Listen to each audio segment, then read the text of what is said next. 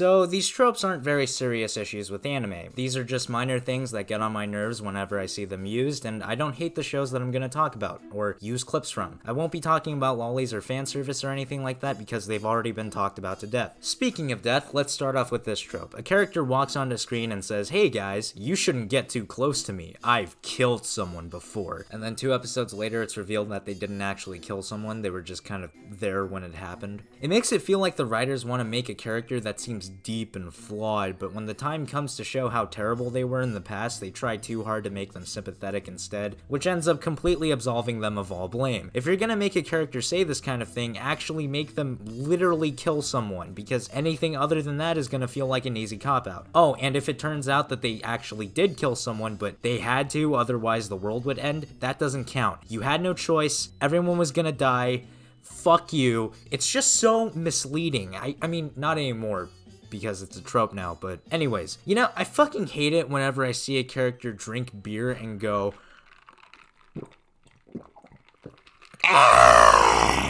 I physically react whenever I see this shit in anime because it's just so dumb. It makes me feel like whoever put this scene in has never been to a social gathering with friends at all. I don't think people do this. Seems like it would get annoying after a while. Obviously, it's done to show that the character doing it is unwinding and having a blast, but if you want to make it seem like they're having a great time, then actually make the scene fun and interesting. If I went to a bar with someone and they actually did this shit, I'd have to rethink my life choices and possibly end my friendship with that person. They could have developed the cure to cancer and I'd still be ashamed to walk around with them because they're probably the type of person to eat food like this. Seriously, man. I'm so hungry. Food tastes so good. Obesity is funny. And what would make it worse is if we were just talking and they suddenly screamed in an overly dramatic fashion in the middle of our conversation, drawing the attention of a bunch of random ass people sitting next to us. Whenever a character does this, I have to pause the video and contemplate stabbing myself in the face. There's no point in this kind of thing. It just gives me so much secondhand embarrassment. I don't know, I just shut up! Fuck you! You didn't need to yell. I know you're mad, but now I want to hurt you.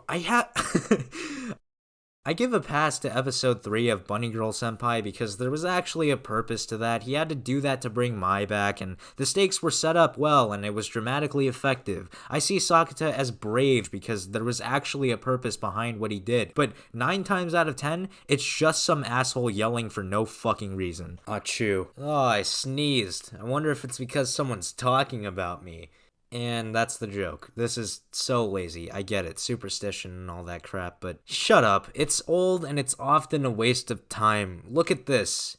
Have you ever thought about how many frames animators have to draw for these stupid jokes that don't add anything to the plot or anything really? This obviously isn't the case, but what if this is the reason why these poor guys end up having to sleep under their desks and work overtime? Wouldn't that be fucking terrible? Nothing of value would be lost if we got rid of all of these jokes, so why even put them in? You know what other form of comedy I hate? Screaming. It feels like anime writers and mangakas think that there's only one way to make people laugh, and that's by having the characters yell at the top of their lungs. It's not funny. I know that this trope is talked about a lot, but it really isn't said enough. It's not very effective most of the time it's used, and because of how grating the characters' voices can be, it turns what's meant to be funny into, at best, a really annoying nuisance, and at worst, a terrible diversion from a much more interesting aspect of the show. It's also really lazy. Like, imagine you're watching a video like this one and the YouTuber just suddenly goes, "Ah!" Wasn't that funny? I have the inverse relationship with this next one, but it has the same kind of energy. I hate that one show that tries to make you cry by using a girl with a fatal illness who dies at the end. Or that other one with the girl who has a fatal illness and dies.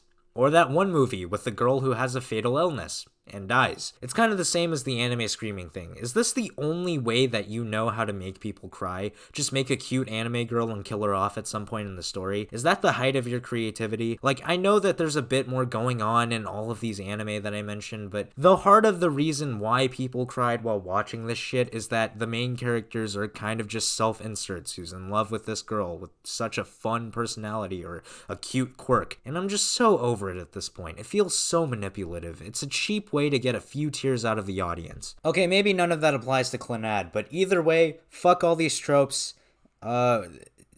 Please don't kill me.